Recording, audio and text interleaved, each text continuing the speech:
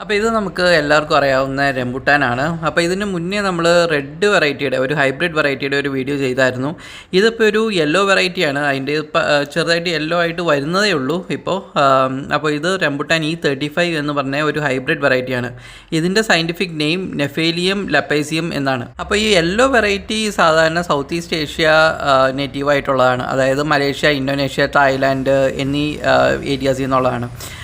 അപ്പോൾ ഈ റംബുട്ടാൻ എന്ന് പറഞ്ഞ പേര് തന്നെ വന്നതിനൊരു കഥയുണ്ട്. അതായത് ഒരു റംബുട്ട് എന്ന് പറഞ്ഞു കഴിഞ്ഞിട്ടുണ്ടെങ്കിൽ മലേഷ്യ, ഇന്തോനേഷ്യ വാക്കായ രംബുട്ട് എന്ന വേർഡിൽ നിന്നും ഡിറൈവ് ചെയ്ത് വന്നേക്കുന്നതാണ്. രംബുട്ട് എന്ന് പറഞ്ഞു കഴിഞ്ഞാൽ ഹെയർ എന്നാണ് ഈ മലേഷ്യ, ഇന്തോനേഷ്യ വേർഡിൽ അർത്ഥമാക്കുന്നത്. അപ്പോൾ ഈ ഫ്രൂട്ടിൻ്റെ പുറത്തുള്ള നാര് പോലെയുള്ള ഈ പ്രൊജക്ഷൻസാണ് ഈ പറഞ്ഞ റംബുട്ടാൻ എന്ന് പറഞ്ഞ ഫ്രൂട്ടിൻ്റെ പേര് വരാനുള്ള കാരണം തന്നെ. അപ്പോൾ ഇത് വവ്വാലിൻ്റെ അറ്റാക്കൊക്കെ നല്ലോണം കൂടുതലുള്ള ഫ്രൂട്ട് ആയതുകൊണ്ടാണ് നമ്മൾ വലയൊക്കെ ഇട്ടേക്കുന്നത്. വലയ്ക്കുള്ളിൽ വരെയും എന്ന് വെച്ചാൽ ഇത്രയും വലയൊക്കെ ഇട്ടിട്ട് പോലും അതിൻ്റെ അതിൻ്റെ ഉള്ളിലേക്ക് വവ്വാലുകൾ കയറി ട്രാപ്പിലാവാറുണ്ട്. അപ്പോൾ അങ്ങനെ ട്രാപ്പിലായ 2 വവ്വാലിനെ നമ്മൾ ഇതിൻ്റെ വീഡിയോയുടെ ലാസ്റ്റ് കാണിക്കുന്നുണ്ട്. അപ്പോൾ ഈ ഫ്രൂട്ടിനെ ജനറലി വേൾഡ് വൈഡ് മുഴുവൻ റംബുട്ടാൻ എന്നാണ് വിളിക്കുന്നതെങ്കിലും തായ്ലാൻഡിനെ നോക്ക് എന്നാണ് വിളിക്കുന്നത്. അപ്പോൾ ഇനി ഈ ട്രീയുടെ ഒരു ഗ്രോയിങ് കണ്ടീഷനിലേക്ക് വരാം. ഇതൊരു ചെറുമരമാണ്.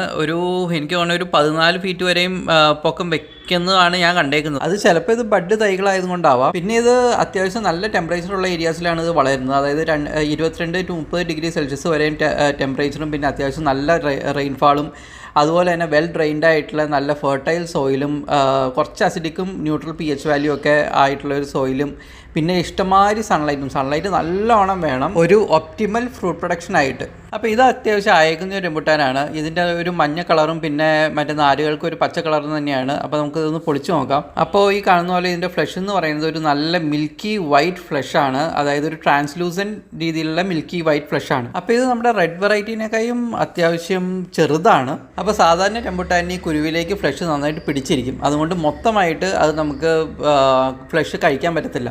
പക്ഷേ ഇതിൻ്റെ അത് എങ്ങനെയാണെന്ന് നമുക്ക് ഇനി ഒന്ന് നോക്കാം. അപ്പോൾ ഇതും നല്ല ജ്യൂസിയാണ്. നമുക്ക് കയ്യിലേക്ക് തന്നെ ആ വെള്ളം വരുന്നത് നമുക്ക് കാണാം. പിന്നെ ഈ പറഞ്ഞ മാതിരി തന്നെ കുരുവിലേക്ക് ഫ്ലഷ് പിടിച്ചിരിപ്പുണ്ട്. പക്ഷേ കുരുവിൻ്റെ മുകളിലൊരു കോട്ടിംഗ് ഉണ്ട്. അപ്പോൾ ആ കോട്ടിങ്ങോട് കൂടിയാണ് ഇത് പൊളിഞ്ഞു വരുന്നത്. അപ്പോൾ ഫുള്ള് ഫ്ലഷും നന്നായിട്ട് പൊളിഞ്ഞു വരുന്നുണ്ട്. കുരു സെപ്പറേറ്റ് ആയിട്ട് എടുക്കാൻ പറ്റുന്നുണ്ട്. പക്ഷേ ആ ഫ്ലഷിൻ്റെ തന്നെ ഉള്ളിലായിട്ട് ആ കുരുവിൻ്റെ തന്നെ പുറത്തുള്ള കോട്ടിങ് നന്നായിട്ട് വരുന്നുണ്ട്, ഒരു പാട പോലെ. അപ്പോൾ ഇത് ചെറിയൊരു പീസ് കഴിച്ചു നോക്കിയിട്ട് ഇത് അത്യാവശ്യം നല്ല സ്വീറ്റാണ്, നല്ല തേൻ മധുരമാണ് ഇതിന്. പിന്നെ ചെറുതായിട്ട് ഒരു അസിഡിക് ഫ്ലേവർ ഉണ്ട്, അതായത് പുളിയുണ്ട്. എന്നാലും ഇത് ലിച്ചിയുടെ ഒക്കെ ഒരു ടേസ്റ്റിനോട് വളരെ നിയർ ബൈ ആണ്, ഒന്നുകൂടി നിയർ ബൈ ആണിത്. പിന്നെ ഇത് നല്ല ഫ്ലഷിയും നല്ല വാട്ടർ കണ്ടൻറ്റും ഉണ്ട്. അതുകൊണ്ട് തന്നെ നല്ല രസമാണ് ഇത് കഴിക്കാനായിട്ട്. കോമ്പോസിഷൻ എന്ന് പറഞ്ഞു കഴിഞ്ഞിട്ടുണ്ടെങ്കിൽ എനർജി ബൂസ്റ്റ് ചെയ്യാനായിട്ട് ഇതിനകത്ത് കാർബോഹൈഡ്രേറ്റ്സ് ഉണ്ട്, പിന്നെ വൈറ്റമിൻ സി, ബി കോംപ്ലക്സ് ഇതെല്ലാം തന്നെയുണ്ട്. പിന്നെ അയൺ ഉണ്ട്, കാൽഷ്യം ഉണ്ട്, പൊട്ടാഷ്യം ഉണ്ട്. പിന്നെ ആൻറ്റി ഓക്സിഡൻസ് ആയിട്ട് ഫ്ലേവനോയിഡ്സ് ഉണ്ട്, പോളിഫിനോൾസ് ഉണ്ട്. പിന്നെ ഇതിൻ്റെ ഒരു മെഡിസിനൽ പ്രോപ്പർട്ടീസിലേക്ക് വരികയാണെങ്കിൽ ഇതിൻ്റെ അകത്തുള്ള ഹൈ കണ്ടൻറ്റ് ഓഫ് വൈറ്റമിൻ സിയും പിന്നെ ഫ്ലേവനോയിഡ്സും ആക്ച്വലി ക്രോണിക് ഡിസീസിൻ്റെ റിസ്ക് കുറയ്ക്കാനായിട്ട് സഹായിക്കുന്നു. പിന്നെ ഇഷ്ടംമാതിരി ഫൈബർ കണ്ടൻറ്റ് ഉള്ള കാരണം തന്നെ ഗട്ട് ഹെൽത്തിന് വളരെ നല്ലതാണ്. അതുപോലെ തന്നെ ഡൈജസ്റ്റീവ് ഹെൽത്തും ഇമ്പ്രൂവ് ചെയ്യുന്നു. High vitamin C content skin health improve ചെയ്യാനും സഹായിക്കുന്നു. അതുപോലെ തന്നെ ഇമ്മ്യൂൺ സിസ്റ്റം ബൂസ്റ്റ് ചെയ്യാനും സഹായിക്കും. പിന്നെ ഇത് ലോ കലോറി ഫുഡ് ആയതുകൊണ്ട് തന്നെ വെയിറ്റ് മാനേജ്മെന്റിനും നല്ലതാണ്. ഇതിന്റെ കുരു പിന്നെ ആൽമണ്ട്സ് പോലെ തന്നെ നല്ല സോഫ്റ്റ് ആണ് കേട്ടോ. അത് ഞാൻ കഴിച്ചിട്ടുണ്ട്.